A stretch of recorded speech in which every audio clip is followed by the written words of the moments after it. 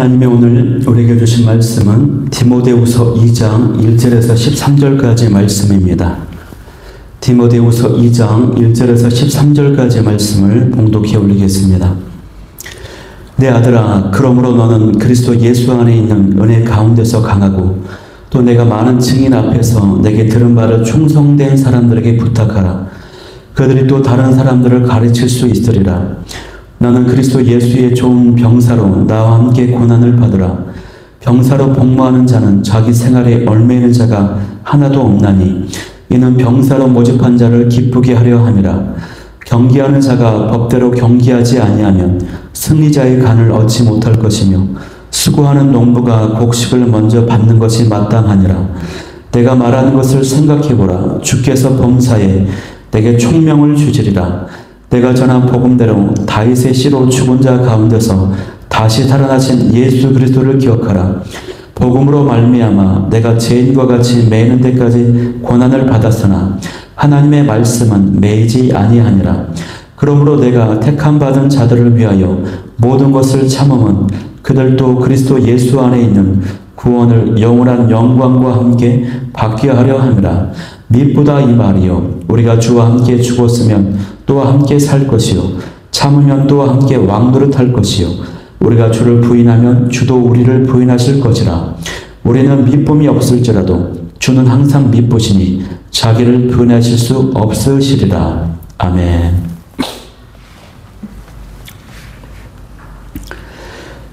저는 오늘 이 시간에 고난이 따르는 사명자의 길, 고난이 따르는 사명자의 길이라는 제목을 가지고 말씀을 나누도록 하겠습니다. 네, 디모데후서는 사도 바울이 사랑하는 아들, 영적 아들 디모데에게 쓴 편지입니다. 디모데는요, 사도 바울을 따라다니면서 충성하며 헌신하며 동역을 했습니다. 그런데 사도 바울의 말년의 기록을 보면은 사도 바울이 그런 고백을 합니다. 많은 사람들이 자신을 떠났다라고 고백을 해요.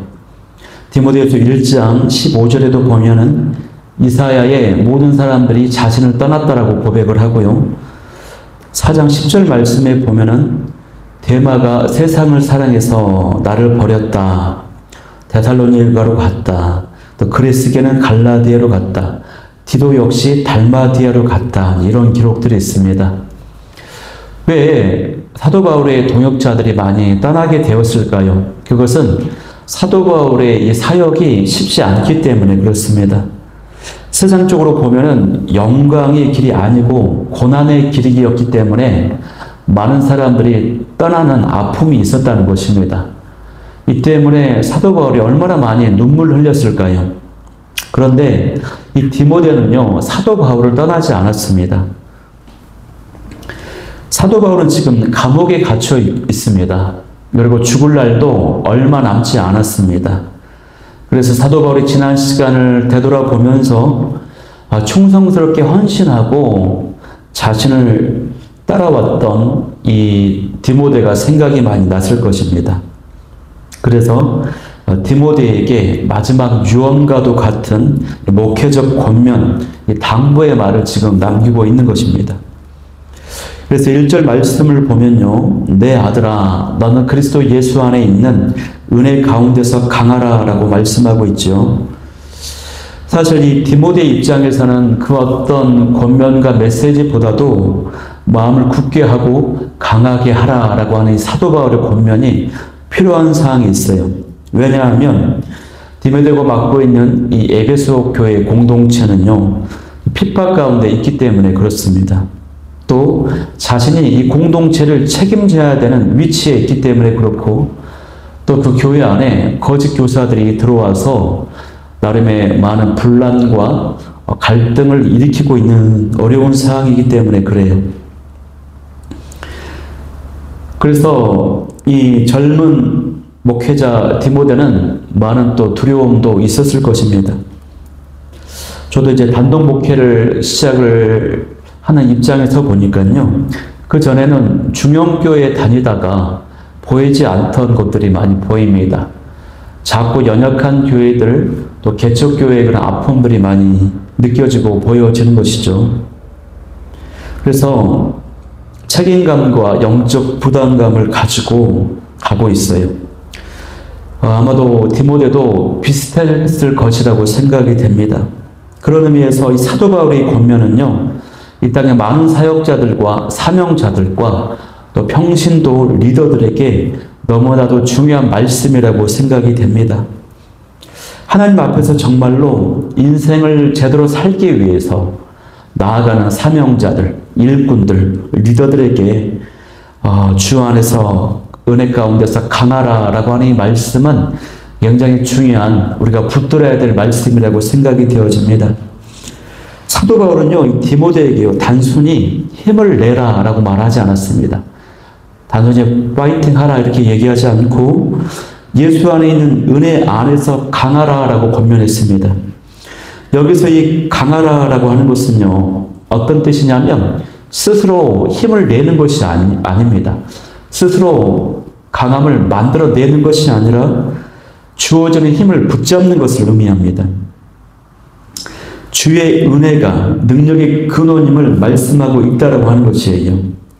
예수님 안에 있을 때 거기에서 능력과 강함이 나온다라고 하는 것입니다. 그 은혜와 강함을 붙잡으라 이런 뜻입니다. 성도는요, 어떻습니까? 외부 환경이나 조건에서 힘을 공급받는 것이 아니라 주께서 주시는 그 은혜를 통해서 힘을 공급받게 된다고 하는 것입니다. 그 은혜로만 우리가 강해질 수가 있는 것이에요. 특별히 어려움 가운데 어떤 문제와 고난 앞에서 힘이 필요한 모든 성도들에게 은혜가 필요하고 그 은혜를 통해서 주께서 주시는 능력이 필요한 줄 믿습니다. 그런 성도일수록요, 은혜 받는 데에 집중해야 됩니다. 은혜를 받을 때에 힘이 공급되기 때문에 그렇습니다. 이 은혜가 저와 여러분 가운데 있을 수 있기를 소망합니다. 계속해서 사도 바울은요, 디모데에게 목회적 권면을 하고 있는데요, 그것은 내게 들은 바를 충성된 사람들에게 부탁하라는 것입니다. 사도 바울은 자신이 그리스도께 받은 이 복음을 디모데에게 잘 전달했고 디모데가 그것을 잘 전달받아서 충성된 사람들에게 전수해야 된다고 하는 것을 강조하고 있습니다. 그러면 그 충성된 사람들이 또 다른 사람들에게 그것을 가르치고 전달할 수 있으리라 라고 보는 것입니다. 이것이요, 복음의 전달이고 복음의 계승인 것입니다. 이것이 바로 복음이 가장 빠르게 강력하게 확장되는 방법이라고 하는 것입니다. 이것을 소위 승법 번식이라고도 말합니다. 많은 선교단체와 또 제자 훈련을 하는 교회들이 이런 원리와 방향을 가지고 사람들을 가르치고 또 사람들이 가르침을 받습니다. 그래서 교회에서는요, 중요한 말이 하나 있는데 가르침을 주든지 아니면 가르침을 받든지 하라. 둘 중에 하나를 하라라고 하는 그런 말이 있습니다. 당시에는요, 성경이 없었죠. 교리가 확립되지 않았습니다. 그래서 어떤 교리집 같은 그런 복음의 핵심이 담겨져 있는 교과서 같은 그런 어떤 원형이 있지 못해요. 그렇기 때문에 바울에게서 들은 내용을 잘 간직하고 그대로 전해주는 것이 굉장히 중요한 것입니다. 그리고 바울의 세계에서 들은 그 내용의 핵심은요, 예수님의 십자가와 부활이었을 것입니다. 그러나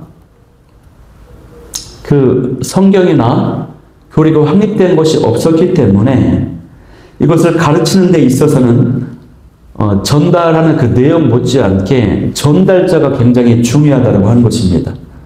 오늘날도 마찬가지예요.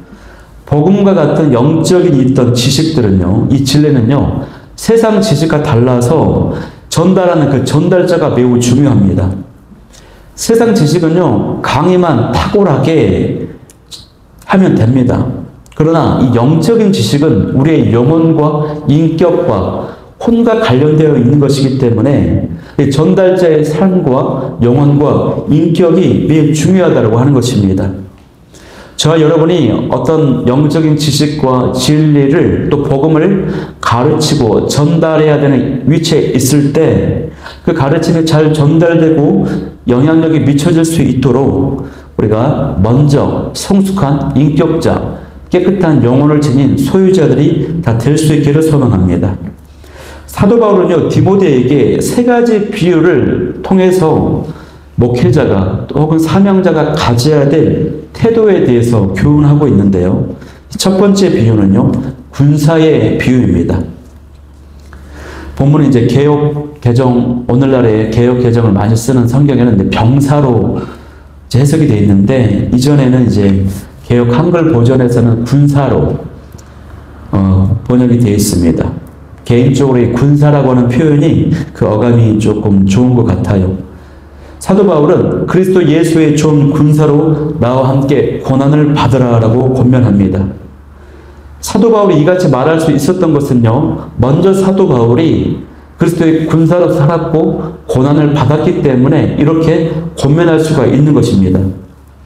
그래서 어쩌면 이 2절 말씀에 가르치고 가르치라, 충성된 사람들에게 가르치고 그들이 또 다른 사람에게 가르칠 수 있으리라고 하는 그 2절의 내용이요, 어떤 의미에서는 고난받는 삶을 가르치라라고 하는 그 내용이 들어있을 수도 있는 것입니다. 맥락으로 보면은. 그래서 우리가 복음을 증거할 때 사역자로서의 고난과 어떤 대가지불, 이러한 것들도 많이 가르칠 수 있어야 된다고 하는 것입니다.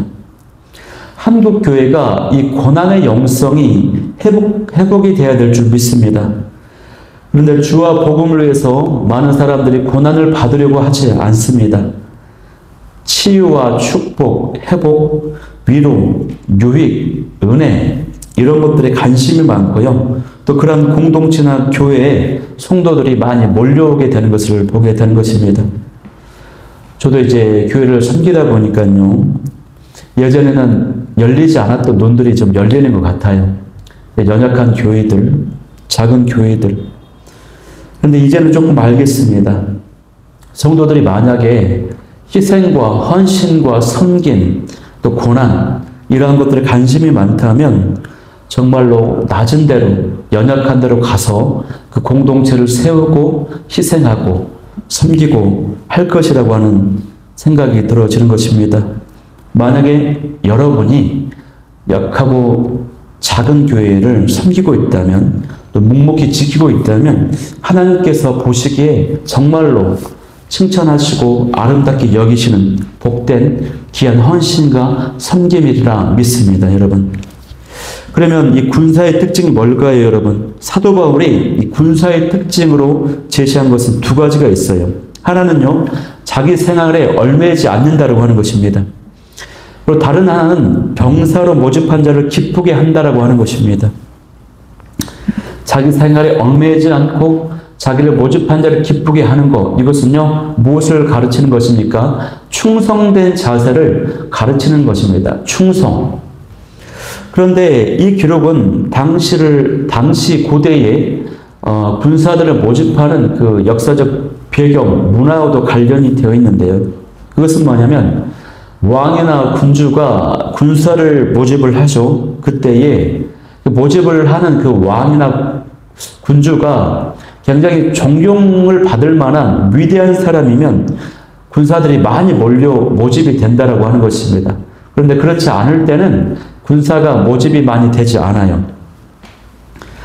그래서 그 모집한 사람들은 그 모집한 사람을 기쁘게 하기 위해서 군사들이 그 모집에 응하게 돼요. 그런데 이때 이 왕이나 군주는요, 그 군사에게 필요한 모든 것을 책임져 준다고 하는 것입니다. 그 군사의 가족들의 생계까지 책임져 주는 것이에요. 그러니 이 군사는요, 사사로이 개인 문제, 가족 문제, 그 밖에 자기 생활에 얽매일 필요가 없는 것입니다. 또 그러지도 않았다고 하는 것입니다. 이것이 바로 군사로서의 자세임과 동시에 군사로서의 믿음이기도 하는 것입니다. 마찬가지로요, 나를 군사로, 일꾼으로 부르신, 모집한 우리 주님께서 우리의 사생활과 가족과 삶의 모든 영역을 책임져 주신다고 하는 것입니다. 책임져 주신다고 하는 그 믿음이 있기 때문에 그러한 것에 얽매이지 않을 수가 있게 되는 것입니다. 그래서 그 군사는 오직 주님의 기쁨이 되기 위해서 충성하며 최선을 다하는 것입니다. 이 말씀은요, 먼저 그의 나라와 그의 의를 구하라 라고 하는 마태복음 6장 33절 말씀, 그리하면 이 모든 것을 너희에게 더하시리라, 이 말씀과도 일맥상통하는 것이에요. 우리가 주의 일을 할 때 주께서 우리의 일을 책임져 주실 줄 믿습니다. 군사와 같은 충성된 모습으로 나아가는 저 여러분이 되길 소망합니다. 두 번째 비유는요, 경기하는 자의 비유입니다. 경기하는 자에게 필요한 것은 뭡니까? 법대로 경기하는 것입니다. 여기서 법대로라고 하는 것은 일반적으로 규칙을 잘 지키는 거, 이런 뜻도 있죠. 그런데 사도 바울이 이 말을 하는 당시의 배경과 이 맥락을 보면 조금 다른 의미가 있습니다. 당시에는 올림픽과 같은 경기가 많이 벌어졌습니다. 그래서 그 경기에 참여하는 선수들은요, 자신의 어떤 역량을, 기량을 높이기 위해서 열심히 훈련을 했습니다. 그리고 열심히 훈련을 하는 그 기간 동안에 하나의 맹세를 합니다. 일종의 당시에 이제 제우스 신이 있죠. 제우스 신에게 최선을 다하겠다라고 하는 맹세를 하는 것입니다. 최선을 다하겠다라고 하는 이 맹세가 바로 이 법대로 경기하는 것을 의미하는 것이에요. 그 경기에 임하여서 최선을 다한다. 이것이 이 맹세를 하는 것, 이 법대로 경기한다라고 하는 뜻이라고 하는 것입니다. 그래서 규칙을 지키는 것, 규칙을 잘 지킨다라고 하는 그 의미보다도 최선을 다하는 것, 이것이 법대로의 뜻이에요. 이것이 사도 바울이 디모데에게 권면하고 있는 내용인 것입니다. 여러분, 저와 여러분이요, 이 땅을 살아가는 성도로서, 사명자로서, 일꾼으로서 마치 경기장의 선수처럼 최선을 다하며 살아가야 됩니다. 그런데 우리 모두가 1등을 할 수는 없어요. 다 우승을 차지할 수는 없어요. 그러나 최선을 다해야만 하는 것이죠. 그래서 사도 바울이 지금 디모데에게 최선을 다하라. 그래야 하면 우승도 차지할 수 있게 된다. 이 이야기를 하고 있거든요. 이 은혜와 자세가 저 여러분 가운데 있을 수 있기를 소망합니다. 마지막 세 번째 비유는요, 농부의 비유입니다. 농부는 어떤 사람입니까? 수고하고 씨를 뿌리는 사람이에요. 부지런한 사람이에요. 그래야만 열매를 얻을 수 있기 때문이죠. 그리고 그 열매를 얻으려면 씨를 뿌렸다면 기다려야 되는 것이죠. 인내가 필요한 것입니다. 그래서 이 농부에게 필요한 자세는 뭡니까? 부지런함과 인내하는 자세가 필요하다고 하는 것이에요. 그런데 중요한 것은 우리가 씨를 뿌리고 인내하며 부지런히 경작을 했을 때 분명한 것은 그 열매가 맺게 된다고 하는 것입니다. 그리고 그 열매는 그 누구보다도 먼저 이 농부에게 주어진다고 하는 것입니다.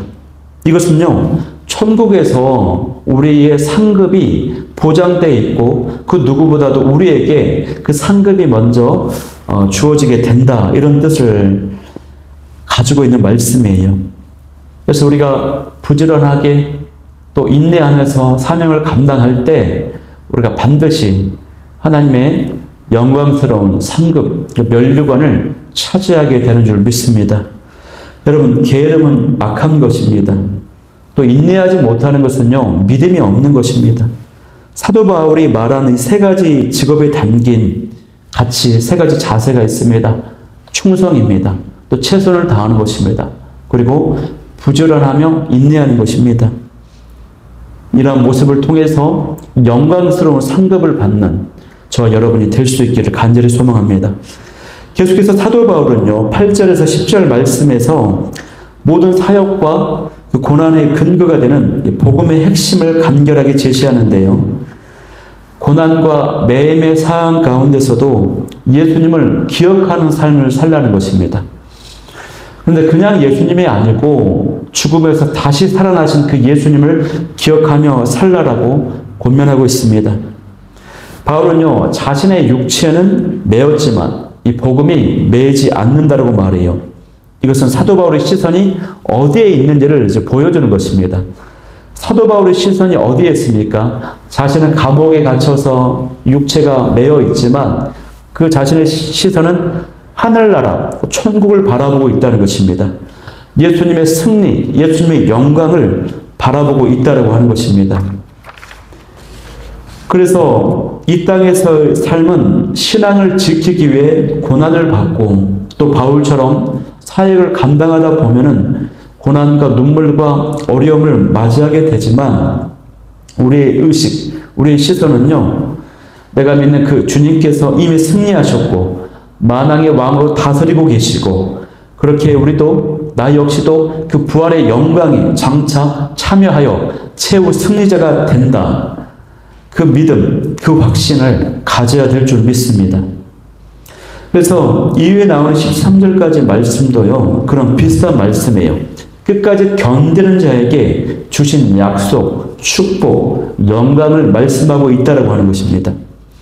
여러분 어떻습니까? 오늘 디모데후서 2장 1절부터 13절까지의 말씀을 나누었는데요. 여러분 이 말씀을 들으면서 사도 바울이 디모데에게 권면했던 그 말씀을 묵상하면서 마음에 와 닿으십니까? 은혜가 있으십니까?